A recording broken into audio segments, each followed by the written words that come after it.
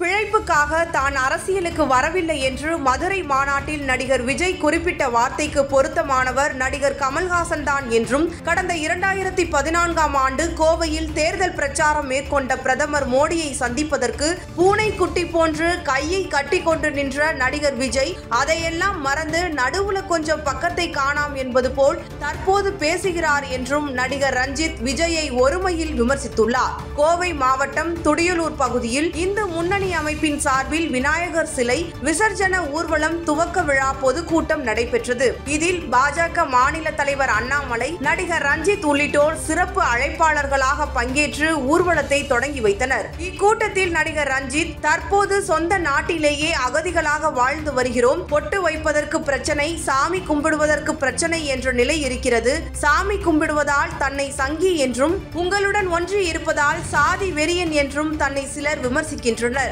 இந்திய கலாச்சாரப்படி இருப்பதால் தன்னை சங்கி என்று விமர்சித்தால் தான் ஒரு சங்கிதான். இன்று சில கட்சிகளில் 5 கொலை செய்தால்தான் மாவட்ட செயலாளர், 10 வழக்கு வாங்கினால்தான் மாவட்ட செயலாளர் என்று நிலை உள்ளது. ஆனால் இந்து முன்னணி அமைப்பு அன்பிற்காக இயங்கக்கூடிய ஒரு அமைப்பு. இந்து முன்னணியில் உழைக்கக்கூடிய யாரும் மந்திரி பதவிக்காக உழைப்பதில்லை. டாஸ்மார்க் ஏலம் எடுப்பதற்காகவும் அரசு ஒப்பந்தம் எடுப்பதற்காகவும் பணியாற்றுவதில்லை. அண்மையில் மதுரையில் நடைபெற்ற தாவேக மாநாட்டில் பேசிய நடிகர் விஜய், பிழைப்பு தேடி அரசியலுக்கு வந்தவன் நான் இல்லை என்று குறிப்பிட்டார். அப்படி என்றால் மறைந்த முதலமைச்சர் எம்ஜிஆரை சொன்னாரா, அல்லது அம்மா ஜெயலலிதாவை சொன்னாரா, அல்லது கேப்டன் விஜயகாந்தை சொன்னாரா என்றும், ஒருவேளை நேரடியாக சொல்வதற்கு பதிலாக மறைமுகமாக நடிகர் கமல்ஹாசனை குறிப்பிட்டாரா?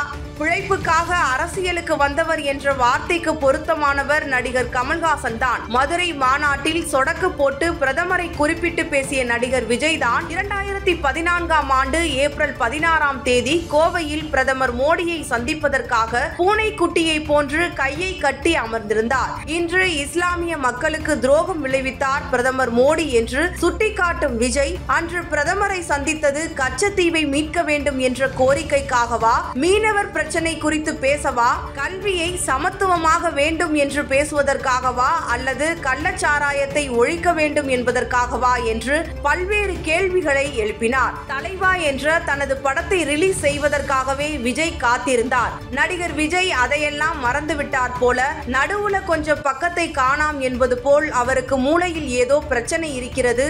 உலகமே இன்று பிரதமர் மோடியை வியந்து பார்க்கிறது. ஒரு வாக்காளராக தனக்கு தந்தை யார் என்றால் அது மோடிதான். அவரை போய் கை நீட்டி சொடக்கு போட்டு கூப்பிடுற அறிவில்லையா?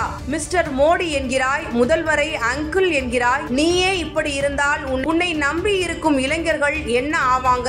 எனக்கு வர கோபத்துக்கு ஓங்கி குத்த வேண்டும் என தோன்றுகிறது. ஓங்கி ஓட்டாக குத்துவோம் என்று கோபமாக பேசினார்.